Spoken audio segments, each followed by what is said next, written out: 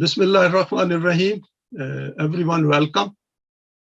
This is our next presentation in the series of permanent values. The title is Death and the Life in the Hereafter. And the books, for as reference, I have noted them at the bottom. The outline of the presentation is introduction. I'll look into two concepts of life very briefly. Why do we need to know about the hereafter? This is a question comes to our mind that should I know about it while I'm living this life? Some verses on various aspects. The question of human death, sharing some verses, steps towards acquiring certainty of the hereafter.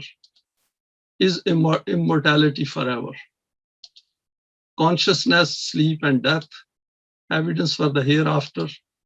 What do we know about the life of the hereafter? And how to remain creative till the end of our physical life. And finally, conclusions. You will realize that there are a number of slides which I have to go through. So please be patient. First, there are two concepts of human life. First is that man is defined by his physical body, which has reached its existing form according to the process of evolution, starting from the first life cell. This is a machinery which remains active under physical laws, and when this stops functioning, then it is the end of man. This is called the materialistic concept of life, according to which there remains no difference between a human being and an animal.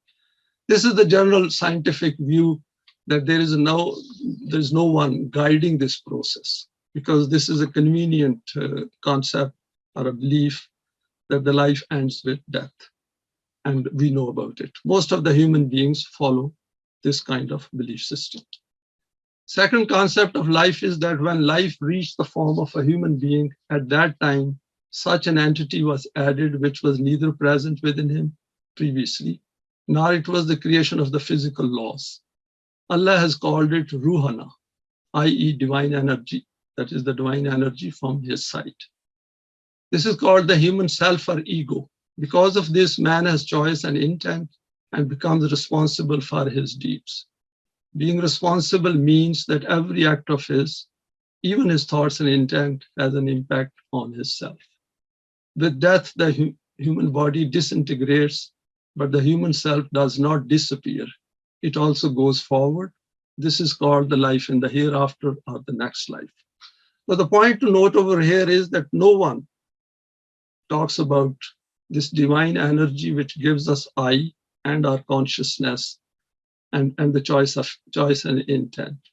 And unless we know that, we will never be able to understand the law or the value of hereafter and its relation with our present life. So this, we should keep it in mind, that the Quran is the only book which very precisely and accurately, factually tells us from where we get our I and our consciousness and our attributes of choice and intent. Now, there are two quotes which I have taken from the book on the life in the hereafter. What does the Quran say? This life is a world of deeds in which man has been left with various potentials so that he who wishes can go forward and he who wishes can remain behind. But its beginning will be from our present life. Fortunate are those who view this opportunity as invaluable and begin laying the foundation of their Jannat palace brick by brick through the hands of their righteous deeds, without hesitation or delay, as this opportunity will never recur. And they should never overlook this fact that the life of the hereafter will only be successful for the one whose life of this world is based on righteous conduct. And the second is also from the same book. It is said about the inhabitants of Jannat, for them will be all kinds of opportunities and prosperities, eminence and elation, and rising ever higher by progressing stage by stage. As they progress through various evolutionary stages, their state of development will be ever increasing in elevation. Therefore, the life of Jannat is not one of inertia and suspension. We should just keep this in mind, please. It is itself a dynamic arena of activity. That is, there's no stagnation in the next life. with this difference that in the life of this world, which is in bracket of hell, if it is not based on these values, a man's energies and abilities are spent obtaining sustenance for the physical body. In the life of Jannat, man will be completely free from this aspect. Therefore, he will direct all his abilities for further enhancement of this self. So this is important for us to be conscious of it, that this body, which restricts a lot of our activity in this life, will not be hindering our progress in the next life. And I've noted the reference for these two quotes. Now, the next question which comes to our mind is, why should we know more about the life of the hereafter? Is this not enough that we know we are going to die and there will be some form of hereafter? Fine, we have lived with it so far. Let us look at slightly additional points here. Human beings work with greater conviction and higher motivation when armed with more details about any issue of life. The less we know, the less we will be convinced to make full efforts. We have seen that the developments in the field of science has opened up how many fields, how many vistas where man has made so much progress. If there exists many details in the Quran directly and indirectly, then it will be unfair not to find these out and share with mankind at large. So it is important here that Allama Pervez has done extensive research and produced all the work. And by reading that work, if we explore and more information comes before us, then we have a duty to share it with everyone else, particularly the issues which create uncertainty. And there's a lot of uncertainty around the concept of death and the life of the hereafter. The lack of any information about the hereafter creates uncertainty. The Quran throughout emphasizes on certainty and evidence. So the Quran clearly says, no khawf, no huzn when you follow Allah's book. When Quran says that when you follow this book. It is our task to delve deep into this and to find the answers to the questions arising in our mind within ourselves. So if the questions have been answered, and we will look at the verses where we will get this indication, then it is our duty to go deep into it and dig them out and share them with everyone. The human vision keeps increasing as the expanse of our consciousness expands through Iman and Amal Salih. Very important. There is no upper limit to this process of developing ourselves to a higher stage of existence in this life. At the level of the self, this life is one continuity, and the hereafter is essentially an extension of this life. We need to keep exploring it as much as possible individually as well as collectively. Nowhere has the Quran forbidden us to think about the hereafter and leave it aside as an unknown entity. I put a question mark here so that we can even discuss it. But my own view is there is a lot more about the hereafter which we still have to discover. The life in the hereafter of ourself, which is our I, commences exactly from the state in which it is at the time of death of the body. We can at least find out the best state in which that self should be before it says goodbye to this body, i.e. by knowing in detail the requirements of the life of the hereafter. So I thought I'll define the minimum threshold level of our understanding that we know that the state in which our self has developed, or to extent it has developed, that is exactly the state in which we will be awakened in the next life. Now let us look at the next point is everything about the human guidance covered in the Quran? And this is an important point which we have to understand. First is, this is a verse from Surah Ma'idah, which says, Ya ayyuhallazina amanu, la tasalu an ashiya'a in tubdalakum tasukum. Wa in tasalu anha hina yunazzalul Quranu tubdalakum. Afallahu anha wallahu ghafurun halim.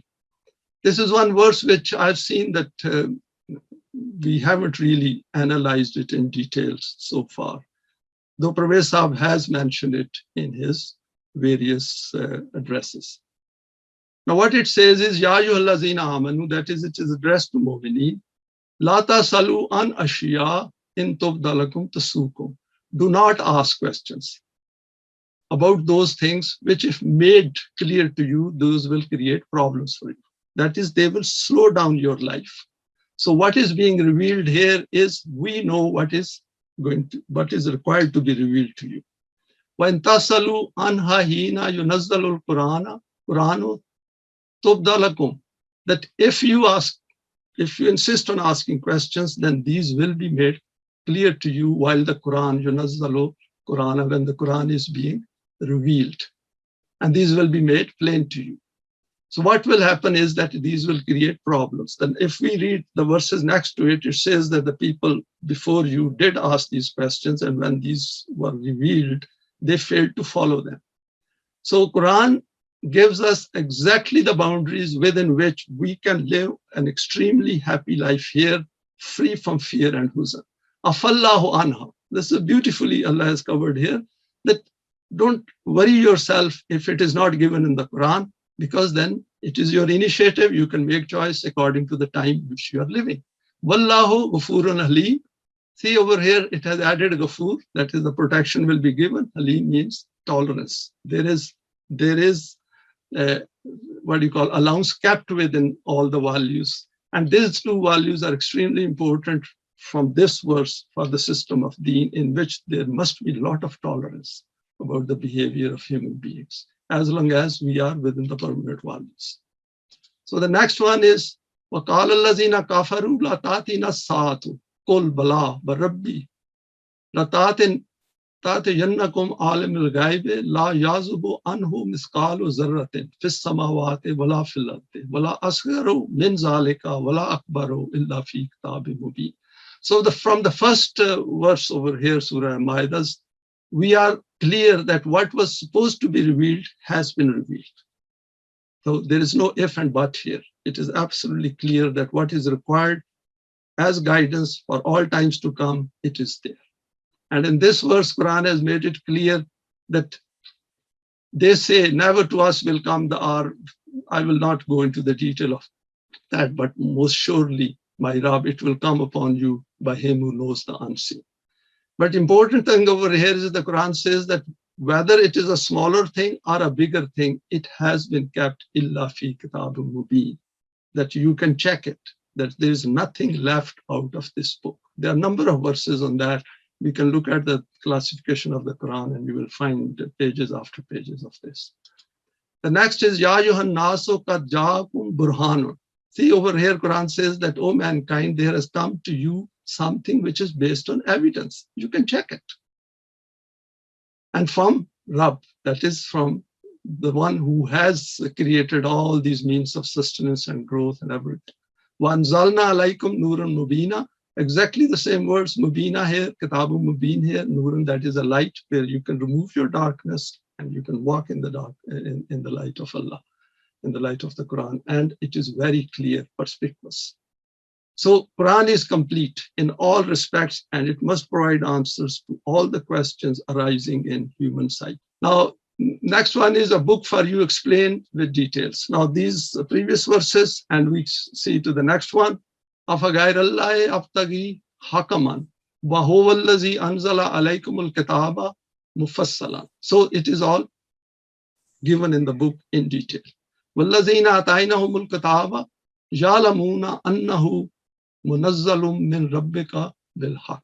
So the book, it has been sent from Allah, and those to whom this book is sent, they know it, that they full well know to whom we have given the book that it has been sent down from your Rabb as Al-Haq. So Al-Haq, meaning of Al-Haq, we already know it.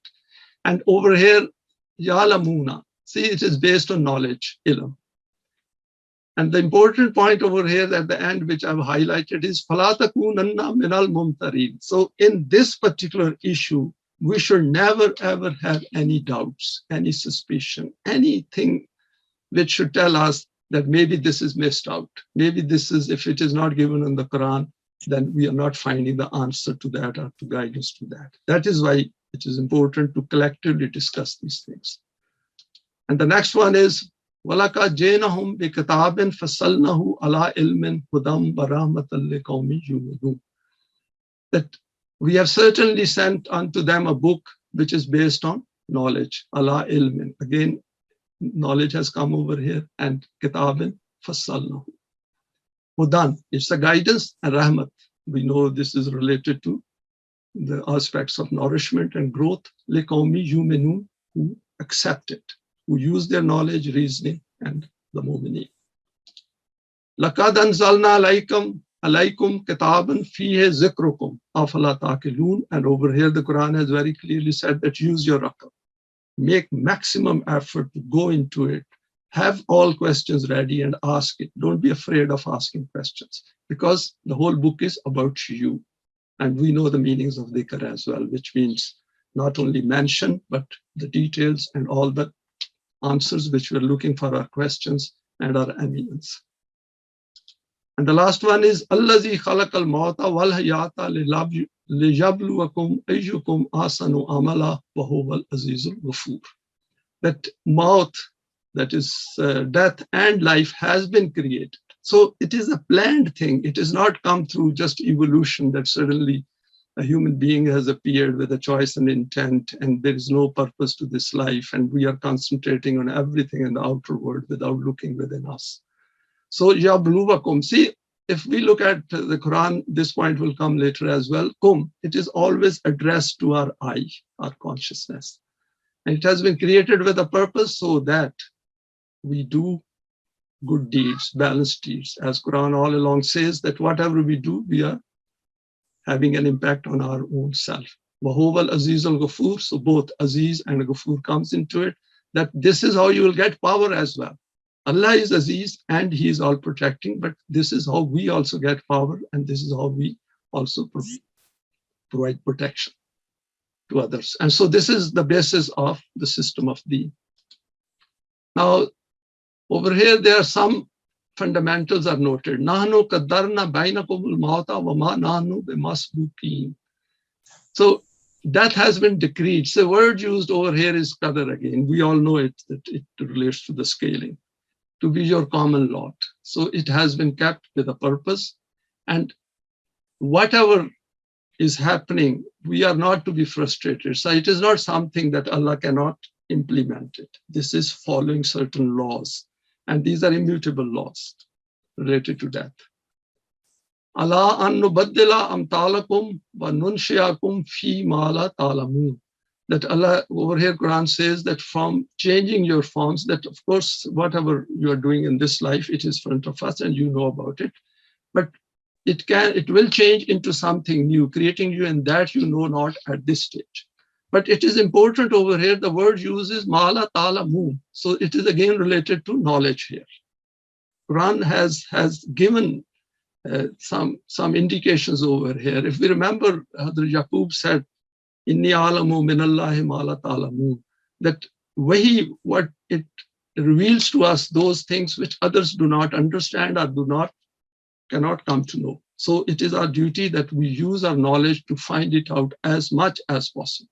Yawma taral mu'minina wal mu'minate yasa nuruhum baina aydihim. So over here I included it that they are light. So light in front of us, which is the light of wahi, is making the paths clearer and clearer. So it is our effort that we multiply this light as much as possible. And then the verse ends, Zalika huwal fawzul azim. I'll not go into the details. It is worthwhile to have a look on this verse within Surah Hadid, before it and after it. Next verse is La tarkabunna tabakan an tabakin. So Quran makes it clear that you will not reach to a higher level without going through the stages, slowly, patiently. They will be frustrating at times. There will be challenges, but don't give up. Now, next is a few verses. Wazara balana matalan wa nasiya khalqahu qala min jojil izama wa hiya ramim. These are the verses. I've taken a few verses from Surah Yasin. Very interesting. Over here, Quran says in a I'll say third person, and he makes comparisons for us, that somebody, human beings do make comparisons, that they say that where is the proof for our hereafter? How am I going to get another life? And how my bones, and once I'm decomposed, I will get another life. The Quran has very beautifully stated over here, وَنَاسِيَ خَلْقَهُ, that he is concentrating on his body, whereas he should be concentrating on his eye, which is putting this question. So the I should have the answer within itself. And then it says, Koi kul yoyi hallazi anshaha awwala marratin wa huwa bikulli khalqin alim. He should see he will give them life who created them for the first time. So there was nothing, and then we got created through a procedure, which is, we all know it, a biological procedure. And then he says he knows that how he's going to create the next one as well. And we will come to that later on. أَوَلَيْسَ الَّذِي خَلَقَ السَّمَاوَاتِ وَالْأَرْضَ بِقَادِرٍ عَلَىٰ أَن يَخْلُقَ مِثْلَهُم. And beautifully Quran sums it up here, that if they look at the heavens and the earth, and don't they see that if he can create whole of that, then what is the problem of creating us who were created first time and cannot be created again? وَهُوَ الْخَلَّقُ الْعَلِيمُ. Again, same knowledge, and the creation is here. And then his next one, I included this from chapter 23rd, and we have talked about this verse previously. Over here, initially, Quran talks about the initial conception of conception within uterus, and then it goes through that. Summa khalaqna nutfata alaqatan fa khalaqna alaqata mudghatan fa khalaqna mudghata. And then it says izaman faksawnal izama lahm, that the bones are covered by the flesh within the uterus. So over here, izaman faksawnal izama lahman, that bones are forming of within the uterus of the fetus, and it is covered with flesh. And over here again, the person, whoever he or she is, asking this question, or a general question, that once we are bones and we become decomposed, how are we going to come back? And over here, Quran has pointed to this fact, summan shanahu khalqan akhara, that then the man was given this ruhana, that energy, and because of that, he became a different creation. So he did not remain a body of just bones and flesh, but he got something different. And the next part of this verse says it all, فَتَبَارَكَ ahsanul khaliqin, and within him had the potentials of standing up and growth, and infinite growth. Tabarakallahu ahsanul khaliqin, and he is the best of the creator, best of the balanced forms of creation. So man is also becoming a creator here within this word and in its context. So if we relate this, so the answers are there. If people are not looking for that, then we have to point their attention towards that. Now let us look at some of the points, the question of human death. We exist in a physical universe in which there is an expiry date on everything, including stars and galaxies. However, new things keep on adding on a continuous basis. Now, this is something very interesting if we know from the science, and probably Mumtaz, he has already given some presentation on this aspect. So universe is expanding and new creations are coming in, and only Allah knows how many are disappearing as well at the same time. There are things in this world which get recycled. So within our world, we know there are a lot of sustainability built into it. So plants, these die down and new are born on a continuous basis. Same goes for the animals. And same goes for the human beings. On biological basis, human beings keep coming in through a process, but we have a choice and intent. The process of reproduction continues within the animal domain. Man also possesses an animal body, which also will die. And children are being born to replace the old on a continuous basis. Present high rate of growth is due to an increase in the age of survival. And this will even out in the future through education and lifestyle will also reduce the birth rate. If human beings did not have enough possessing metacognitive trait, then we would not be sharing this presentation. So over here, I have said that if we did not have the ability of thinking about thinking, then we will not be talking about the hereafter and the importance of our life. No self-consciousness, no inner reality, hence our death will not be of any concern. We are talking about this death. The fact is because we think about it. We have the ability of thinking about thinking, metacognitive ability. We are concerned that why do we die? Why death has been kept in this world? Why couldn't we continue indefinitely right in this life? Animals around us do not think about their death. Even if they do, we can never know about this. So it is important that the Quran puts a lot of emphasis on that. So we need to look into it. Same goes for the hereafter. Some of the questions which appear in our minds are related to our short physical existence and the uncertainty of what lies beyond our physical death. And I once heard Chris Evans, he's one of the DJ on Radio 2, once said on Radio 2 that it would have been nice if we had died first and then lived ever after. Not sure if I was looking for an answer or not. Maybe I should have sent him a letter. From the way this human life is and the explanations given in the Quran, we can relate the two and find a rationally acceptable explanation of the question of death. Up to this point, whatever we understand. Now, let us look at more verses. Man kana yurido harsal akhirate nazid lahu fi harsihi. Over here is very interesting. Over here, man kana yurido. So emphasis has been placed on us, that if we desire it. So the Quran makes it very clear, if you don't desire it, you will not get it. So first create a desire and then the motivation and then work on it. That if anyone desires the tilt of the hereafter, we give increase in his tilt. See, there is no constraint put over here, that if we are looking for the life of the hereafter, which includes later part of our life here as well, then the law will help us. Man kana yuridu harsa dunya nutihi minha. That if we desire only the good of this life or whatever we want in this life, then of course we will get it according to the environment in which we live. If we live in a capitalist system and have a lot of money, then obviously we will multiply and get more than the others. In fact, we will take out all money from the pockets of the poor. وَمَا فِي الْآخِرَاتِ مِن نَصِيبٍ. And then it says, but he has no share in the hereafter. If we did not desire the hereafter, there is no hereafter. That is simply coming out of this verse. زُيِّنَ لِلنَّاسِ حُبُّ الشَّهْوَاتِ مِنَ النِّسَاءِ وَالْبَنِينَ وَالْقَنَاطِيرِ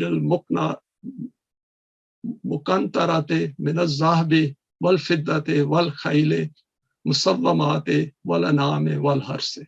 A bit long verse. ذَلِكَ مَتَاعُ الْحَيَاةِ الدُّنْيَا وَاللَّهُ عِنْدَهُ حُسْنُ الْمَآبِ. I included this verse just to put a slightly different perspective on what we are discussing. That زُيِّنَ لِلنَّاسِ حُبُّ الشَّهَوَاتِ. That the attraction has been kept in the eyes of mankind. So all the attractions which we look at in around our world has been kept in us deliberately.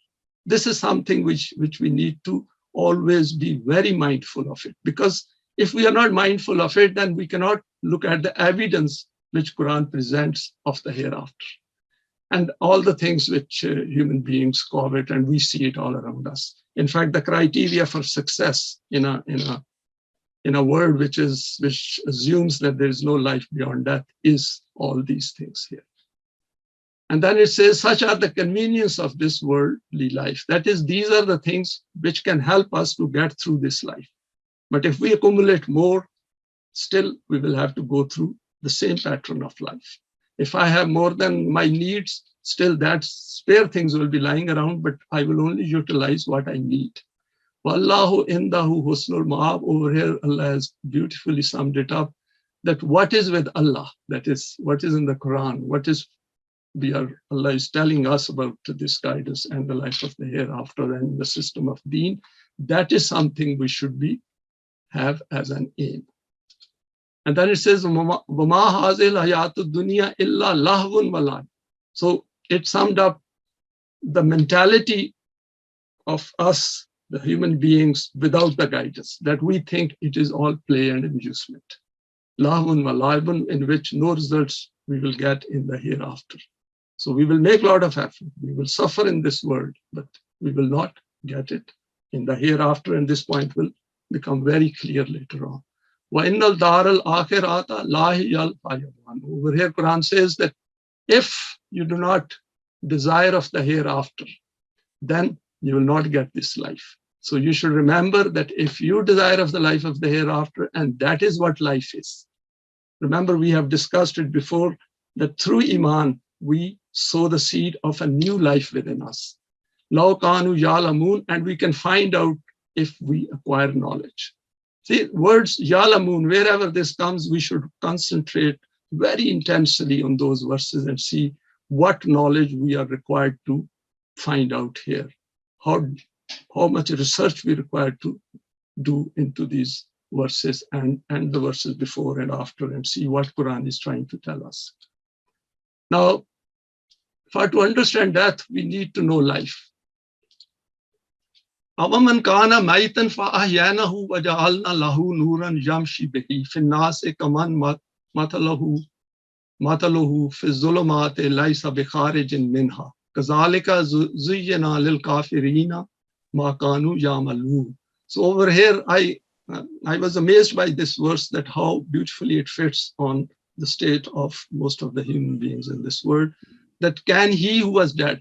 So Quran over says the Maitan, the one who is dead has been given life. What is said over here is Avaman kana Maitan fa'ayanahu. The Quran says that, have you seen someone who was dead and he's been given life? Obviously, he or she has got iman here. Waja'alna lahu nuran yamshi, and as a result got light in which it can walk around. But finnase kaman matalahu fi zulumate laisa bikharijin minha. And then we look around other people that who are in darkness and cannot come out of it, from which he can never come out. It is an individual, and it is applicable to the societies as well. Thus, to those who are kafir, their own deeds seem pleasing.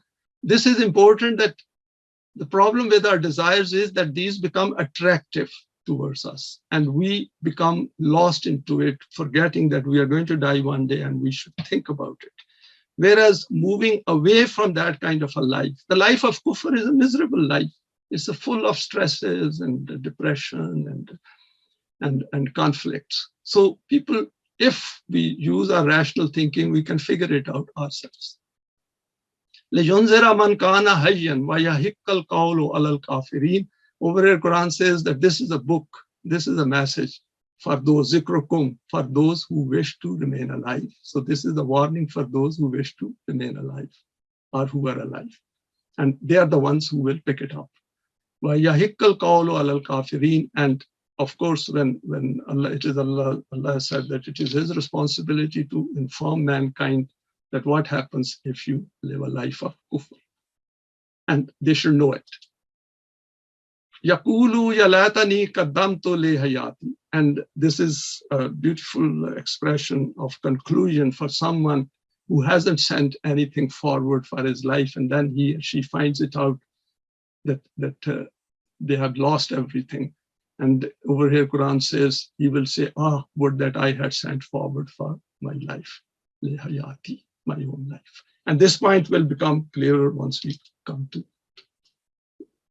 the later part of this presentation. Over here, I have drawn a small schematic just to illustrate what we have discussed so far, that there is a man-made world which is going like this. What I've done is I've slightly lowered down these arrows so that to indicate that man is always in a state of loss. Because if we keep hereafter in front and its successes, then we are losing time. And in that time, if we were guided and come to the guidance of the Quran, how much benefit we would have got in this life. And that human beings get replaced in 80 to 100 years. We should look around. In 100 years, none of us will be around. And survival is for all in the hereafter. This point will become clearer later on. And the average human span of life is 80 years. And we have discussed this, that if we take out the first 30 years and the last about 10 years or 5 years where we suffer a lot of illnesses or maybe go down not very well, we have a limited time. And in that limited time, are we getting maximum out of it? And the Quran wants us to get maximum out of it. And how does it do it? That if we follow the Quranic guidance, then at some point in time, we join this path. And this could be anywhere till the time we leave this life. And what happens is that the life of the hereafter then continues. And over here, I've said, depending upon the strength of the self, the system of deen may start to take shape. So this is one point. That is why I had drawn this schematic, that it could happen at any point in time. It could be around the corner. We may not know it. Our job is to keep making effort as much as possible. If we see the Fatah Makkah, where the conquering of Mecca took place, it took in a very short period of time towards the end of the Islamic system, which was established at that time. So our effort is to make as much effort as possible.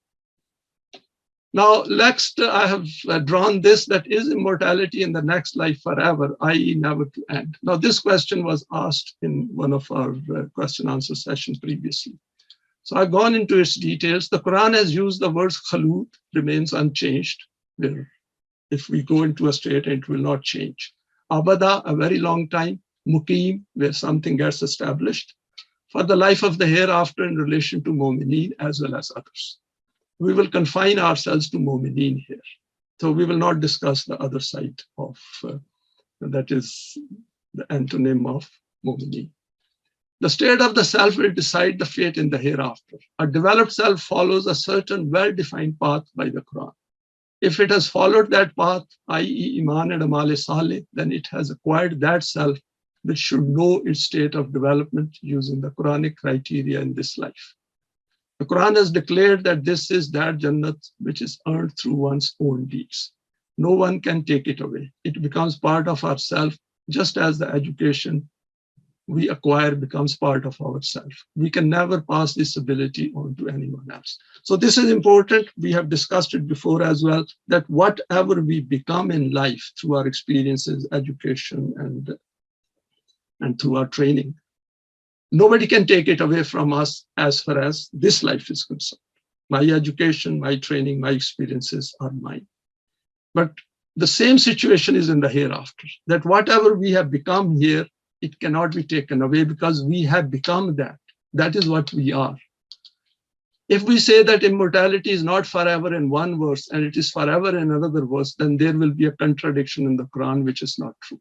So this is very important for us to understand, that if one verse we conclude that it is forever, and in the second verse we say, oh no, there are doubts. Remember Mumtareen, the Quran has forbidden us to think like that. And once the Quran says there's no contradiction in it, and secondly, why shouldn't we want immortality?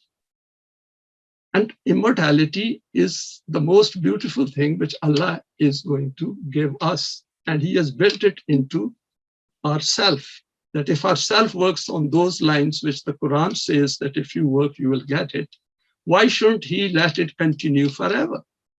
I don't know why we become doubtful and suspicious about it. I'm sure we all want it.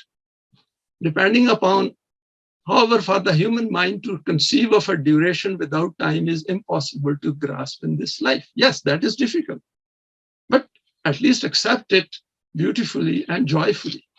Depending upon what kind of brain is made available, this issue will become resolved later on. As noted in some verses, that the mu'mineen will get what they wish. So if we look at it, if I want immortality and I've worked for it and I've achieved that status of myself reaching that stage, then immortality as a right comes to me. So the whole universe has been created for this purpose. So we shouldn't be in any suspicion or doubt about it. And there is more to it. Immortality will be part of this wish. Now let us look at some few more verses from this point of view. There is a verse in the Quran, a 39 chapter 42 verse, which is about sleep. And it's a fascinating verse. In fact, there is another verse, 660. It's worth looking at that as well. It's a fascinating verse which reveals a number of things and which I would like to share with all of you. Over here, Quran says, Allahu yatawaffil anfusa hina mawtiha. That it is Allah that takes selves at death. That this is the fact that when the death comes, our self is taken away and it has been given. It dies. Wallati lam tamut fi manamiha. And the same is the situation. So there is an example or a simile here, that those who die not during their sleep. So death has been compared to our sleep, because brain becomes inactive. In death as well, brain becomes inactive. So what Quran says is that when we are in sleep, our consciousness is taken away, which is similar to death. Those on whom He passed the decree of death, and it is very beautifully explained that those on which that if they haven't died, then in those cases, the consciousness is kept back. In the other cases, consciousness is sent back. So essentially, when we are sleeping every night, we are experiencing death. But the rest is sent for a term appointed. Verily, in this are signs for those who reflect. Beautifully summed up, La ayatil liqawmi yatafakkarun. Now, what I've done over here is I've drawn the schematic based on my understanding here, and I hope I could explain it for the benefit of everyone. Now, I and consciousness we possess. This presentation which I'm making to you is at the level of my I and consciousness. And it is interacting with my brain and body, and brain and body need sleep. So please keep it in mind that brain and body need sleep. I and consciousness is connected with it. So when brain and body is sleeping, I and consciousness becomes suspended, inactive. It doesn't die because brain and body hasn't died yet. It is not going to die in any case, even if brain and body dies. Now the next is aging is taking place through brain and body. So we know when 2 weeks ago, I had a different age of my brain and body, and now I'm older by 2 weeks. There's no inbuilt aging in I and consciousness, and we can check it. We remain ageless at any point in time. If we look into it, we will still feel as young as we used to be. Next is I am consciousness is suspended when we go to sleep. So what happens is that this is the time which is passing process of aging. And what happens is that the brain and body go to sleep, inbuilt aging process, body is clicking. Now this is very important that this time clock, we should keep it in mind that body and brain is aging. But I and consciousness is suspended here. It has gone to sleep or it is dead, and there is no connection between I and consciousness. So just remember this path here and this path here. Let's go to the next one. There's no inbuilt aging in I and consciousness, as I said earlier. Aging is taking place here. Right? Now, I and consciousness back into action after sleep. So what happened is that body and brain have come back after sleep in the morning.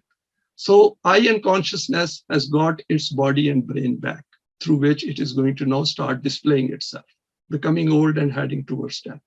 So if we put here back into action after death in the hereafter, the things will become very clear. So there is no death here. Physical death is here. So there is no, it is not going to go into the hereafter, this body. So new brain and body, if is given to this I and consciousness, then this I and consciousness becomes effective in the hereafter. This point will become later clearer.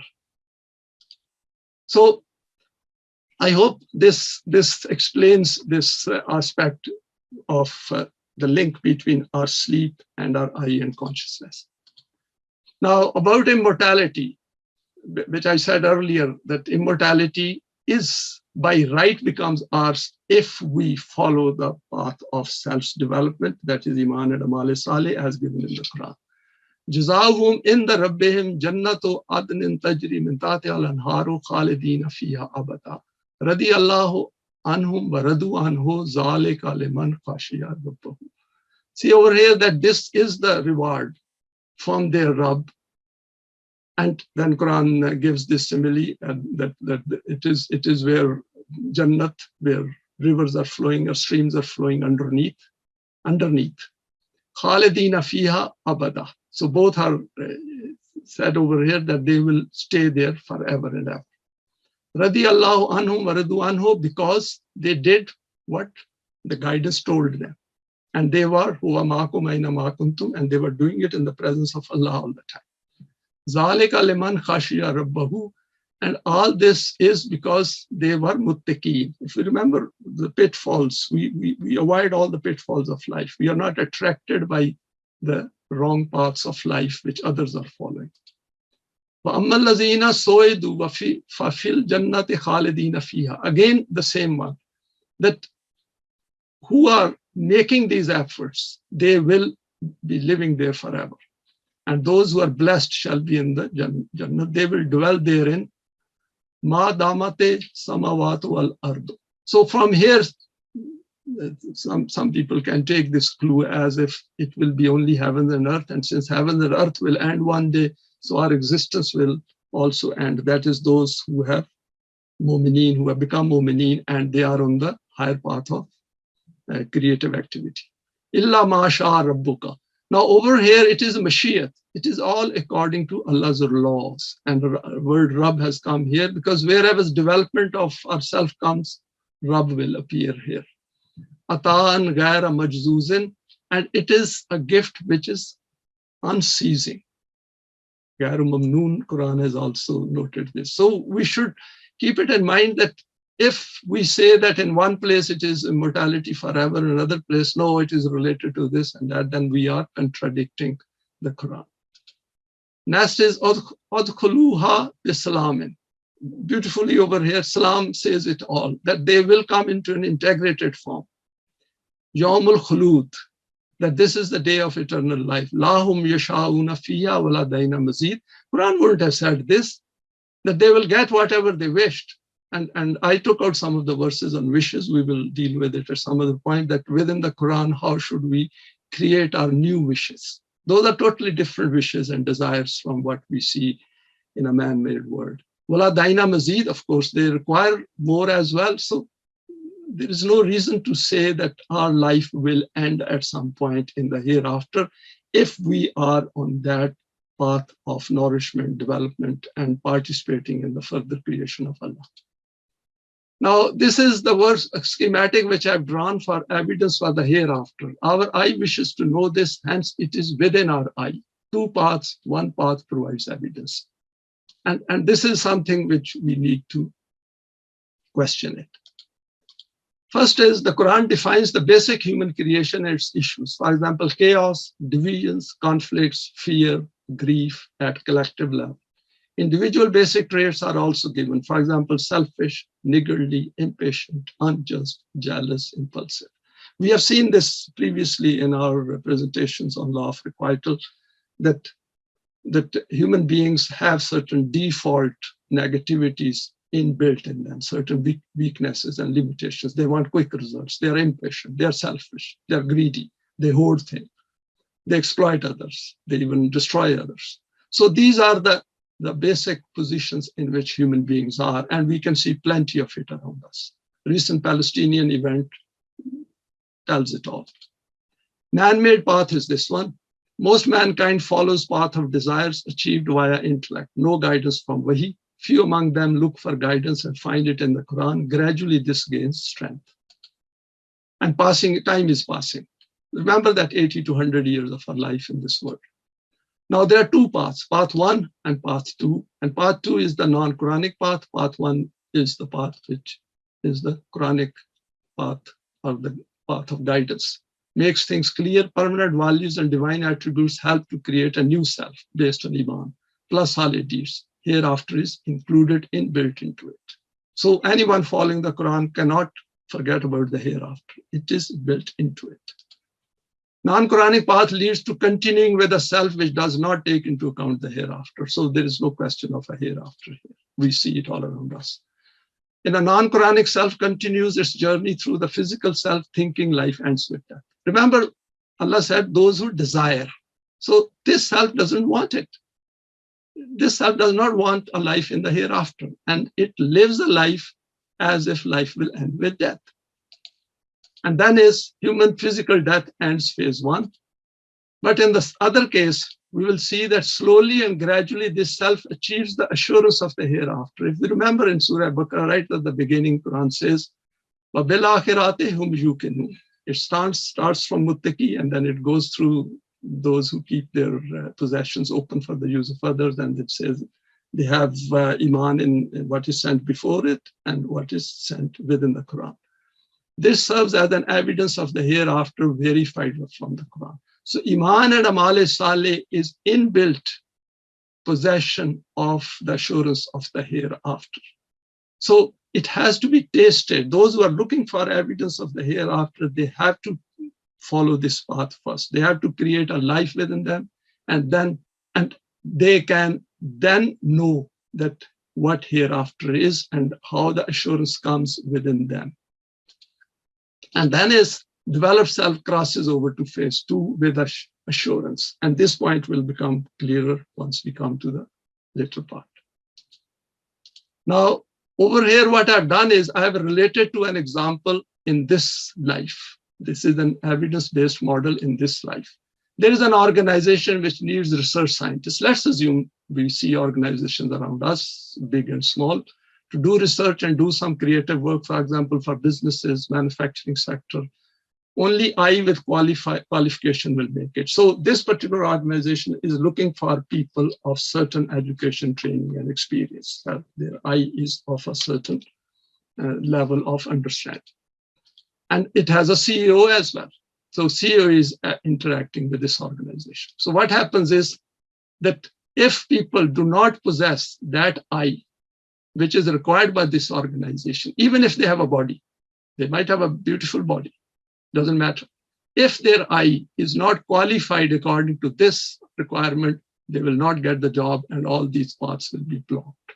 And we experience it every day. And nobody over here is going to complain that why did this organization not select me? You know, just an ignorant fellow from a rural background, if you bring him over here and ask this organization to employ him, that organization will never employ, rather will laugh at you, that we don't employ ignorant people. And then there's a lot of these people, they cannot get into this organization because they do not have that I, that personality, that self, which can meet their requirement. Only one will meet it, even he or she will have exactly the same body as all of these have. So from here, we can see that in our own world, we see this example every day, and that the organizations will never employ people who do not, whose I, whose experiences and training does not meet the requirements of their organization. Because this CEO has to get work done here. He has created this organization to go forward, not to stay static and stay at its own place. So only I, meeting the criterion of the life of the hereafter, will benefit from the new body. And we never question it. We don't seem to question it. Now let's look at the next one. Now the next model is using exactly the same analogy. Now we'll look at it, the next one.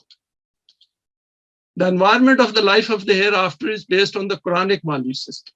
Human I has to meet the criteria laid down by the Quran to benefit from this second stage. So Allah has laid down certain criteria in the Quran that in my hereafter, that is in your hereafter and the hereafter I have created for you, has certain requirement. And for that, I need a certain kinds of I. And the procedure for getting that I has been given in the Quran. So let us exactly the same one here. So in this case, what will happen is that the body will remain behind and I will go forward. And over here, we certainly start questioning that why can't Allah forgive us? Why can't Allah just make us enter into his heaven, without doing much? Whereas he has explained in the Quran in detail. And not only that, in our worldly life, whoever presents the Quranic message, we oppose it. We try to resist it. We do not have a desire for that. And suddenly, we want that CEO of the world to get us into his organization without any qualification. Now, this is unfair, injustice. And same goes for this. So the body will remain behind. Allah will give us another body. We'll come to that. And that's it. The I meeting this requirement, this one will have the pleasure of participating in that organization, which Allah has created specifically and in detail explained in the Quran. In detail, every question answered. Only I meeting the criterion of the life of the hereafter will benefit from the new body. So new body, we will see that this new body for the life in the hereafter, everyone will get, but they will not have the I. Remember in the example of the CEO, the body everyone had, but they did not have the I. So now let us look at what is given in the Quran. What do we know about the life of the hereafter? First is we are not going to return to this life as the only route is via procreation. I've given some verses here. We cannot share ourselves with anyone. It is indivisible and cannot procreate. There is no gender differentiation at the level of the self, no procreation required. So There will be no male and female and that kind of a thing over there. These things are biological and physical. And thankfully, we will not have these over there. We don't want this brain to go with us over there and start going through the same problems. Our self needs a medium to manifest itself, which is in the form of our brain in this life. And so we will need another medium for ourselves in the life of the hereafter. This new brain cannot be like our brain in this life, as this dies, whereas the brain of the hereafter will not die. There is no further death in the hereafter, thankfully. We will keep the attributes of choice and intent, as these are inbuilt within ourselves. So choice and intent will stay with us. This also means that if we have a Quranic self, then we will be able to make choices within the permanent values which we would have got used to in this life prior to our arrival there. So we will not be unfamiliar to the environment of the hereafter, because the same permanent values will apply there as well. We will have whatever we keep desiring, and there will be more offered and available. So as we grow on this Sirat-e-Mustaqim, we should keep it in mind that we want this path never to end. Why should I want this path to end? It should never end, because Allah is creating, and we would like to know what He's creating and participate in that creation. So this is a supreme type of a desire. And then we will be, of course, in the company of all those mu'mineen who have gone before us and those who are going to join us later on.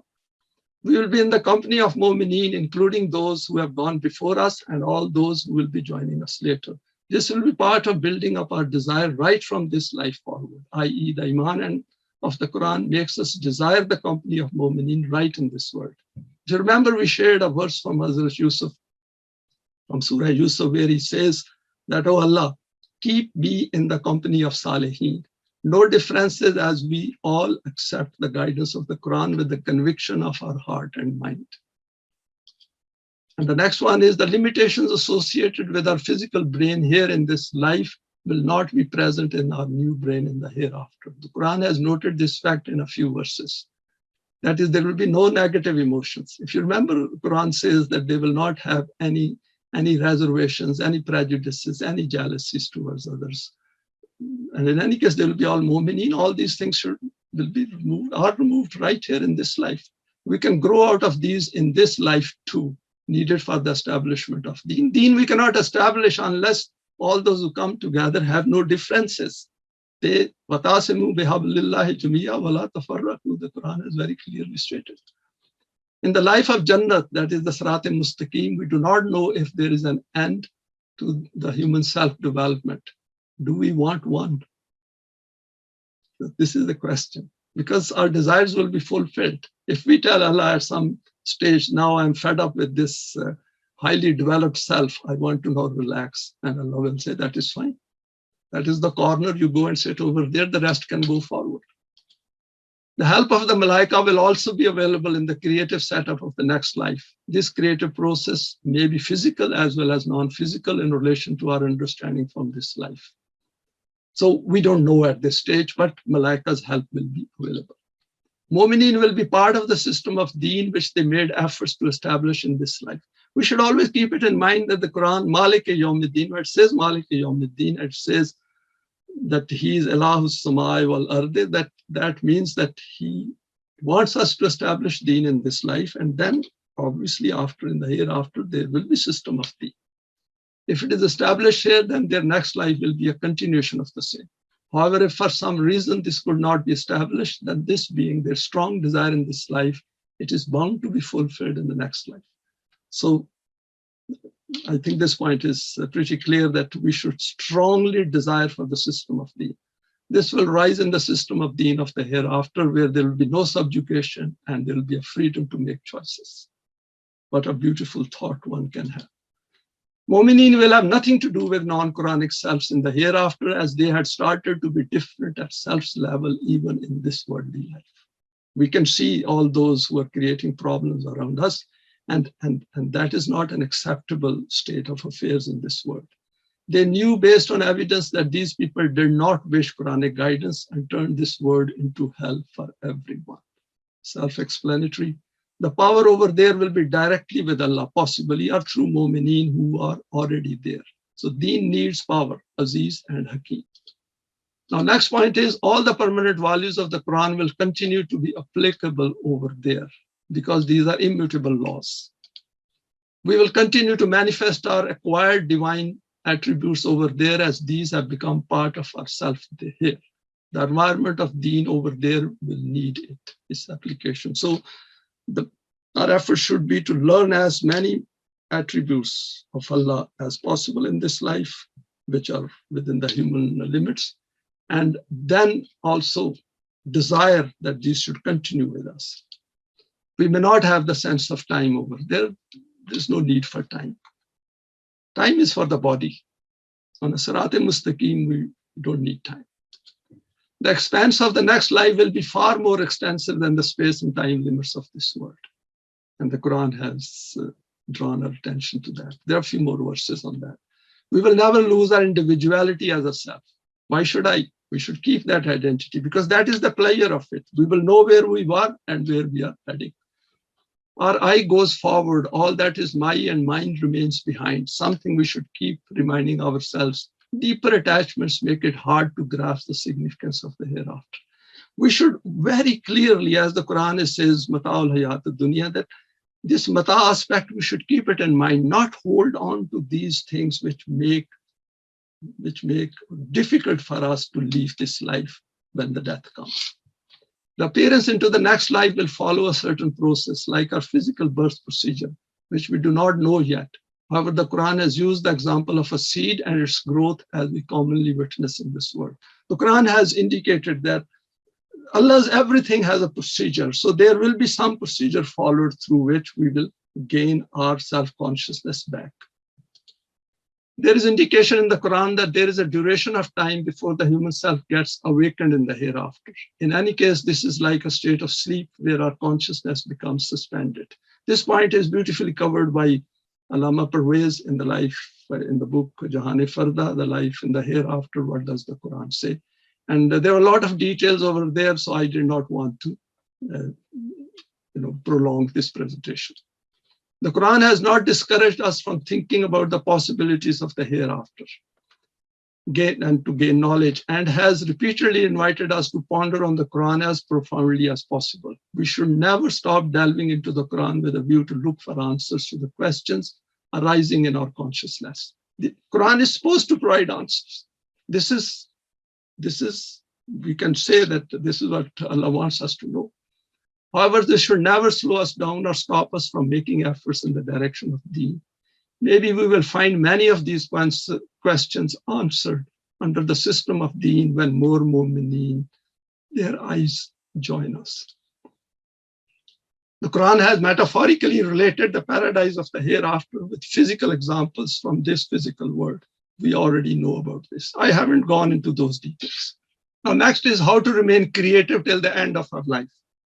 This point came to me because there was one of our members from Manchester. He passed away. He went to the next life a few years back. And we had some discussion on that. And I found that it is important that we should know about these things because all of us have to leave this life at some point in time. And over here, first is assuming our cognitive abilities are still functioning, we can do a lot until the last day on this planet. We should think ahead and be creative. This is part of our self-development. So we should think hard that instead of counting days up to our death, we should be creative. We should be productive. For example, sharing these talks is part of that process as well. If we can afford it, we should acquire a smartphone and learn to use it at a basic level. It is a very good resource for information and watching very stimulating video clips. Human knowledge has expanded a lot, even in the physical domain. So we should have some decent smartphone if we can afford it. And we can get some basic training as well. I'm just saying that those who haven't.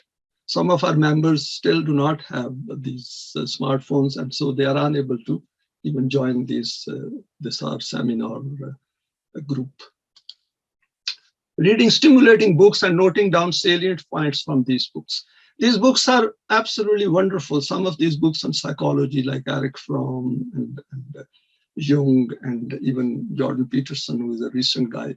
So in the light of the law of requital and what we have discussed today and other permanent values, we can find out at least up to what point the human thought has reached. And this stimulates our mind. It makes us think. And there is also a series Closer to Truth. We should watch those series on YouTube. Sometimes there are very interesting points discussed over there. Of course, they're all discussed with the belief that the life ends with death. Be a part of good groups where exchange information in any aspect of interest takes place. If not fond of writing, then start writing down your thoughts and points picked up from various books and video clips. It helps. I also use notebook and paper to write down my thoughts at any point in time. And we may not use them at any point in time, but at least we are giving some kind of a shape, some kind of a form to our thoughts. Remain part of the TOLU-E-ISLAM groups and participate intellectually as well as possible. In these groups, sometimes we all have witnessed that things diverge. So it is our duty to guide people back on it, because that helps to develop our own thinking as well as help others. So it comes under, I'll not say forbid evil and promote good, but it helps us to guide others. Watavaso bilhakke, watavaso bisabr, it comes more in that.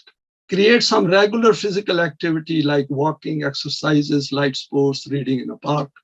Do cooking. It is very creative, and YouTube can help to create your own dishes. This is a fascinating way of trying creation, that use different levels of heat, different spices, and you can come up with very interesting dishes.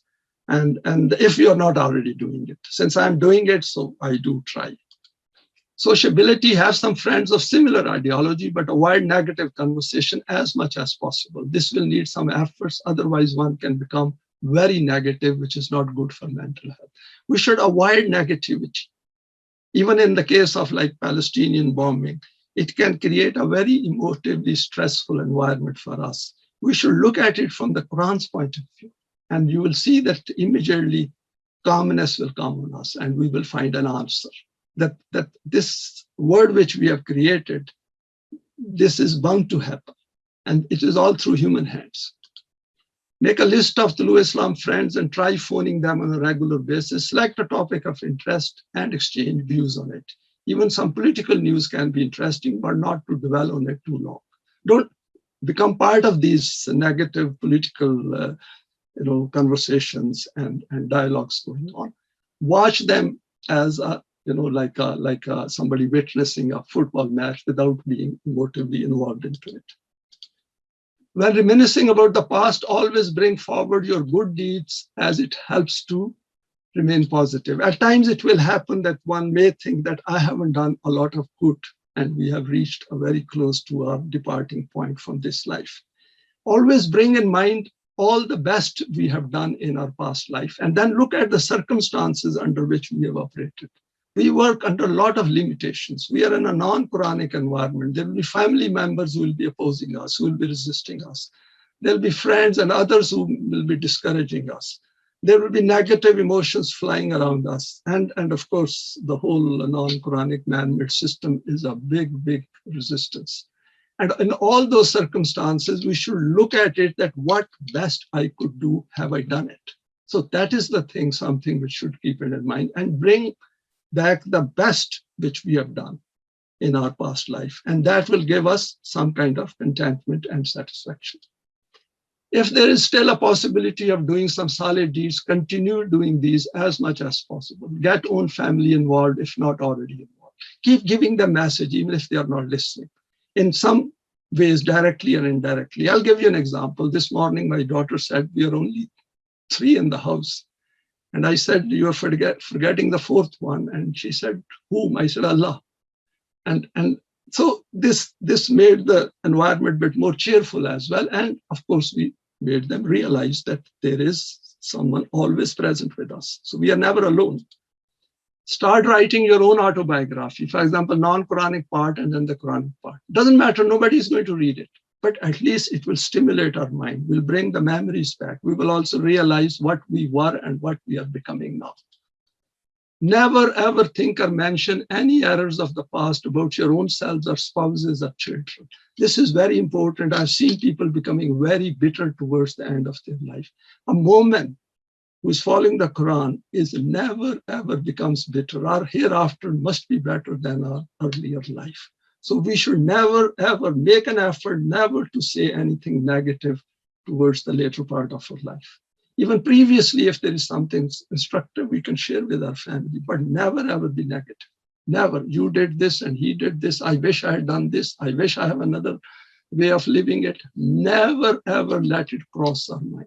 Our mind should be totally free from all nonsense of the path which we followed before following the Quran. Remember to leave behind a very positive effect of our lives. Allah has given us guidance and we should appreciate this aspect and remain positive. Never be hopeless of Allah's rahmat. See, the example of Hazrat Yaqub, which is we went through some of his verses. What he says is that I'm never hopeless. Ruullah, I'm never hopeless. And he remained positive all along, whereas his sons were all the time telling him that Yusuf is gone because in their mind they had got rid of him. Any fearful thought about death, counter it with the best salih deed we have done. Think of Allah's presence. We are with him before physical death and he will still be there in the next life. I've seen religious people saying, oh, I'm going towards Allah and I'm scared of it. We are with Allah. It's not a question of that we are going to Inna lillahi wa inna ilaihi raji'un. We don't have to read that. We know about it. So we are in his presence all the time. Using the Quranic criterion, we can know a lot about our own self. No need to share with anyone. So we don't have to go and project ourselves. Look what I have achieved. No, it is an internalized thing. Keep it internalized. But use the Quranic criteria and do as much good possible and have as many good thoughts as possible within the Quran, even if there is a lot of opposition around us. Never ever we let it affect our inner self. The beauty of inner self is that it is completely in our knowledge. Nobody knows about it. Keep passing the message of the Quran within our circle of influence tactfully and using wisdom. Opportunities do keep arising in human social interaction. People do take notice of it even if they ignore it. People do. I've seen it, people coming back to it after a few years. So we should, and in any case, when we pass on the message, it strengthens ourselves in the message, in the guidance. And Allah is watching us. He's a witness that this, my servant, is Ibadi, is making his best. At the level of our eye, we should live life as if the system of deen will shape of any time. Why not? It will, because I will enter the system of deen after my physical departure.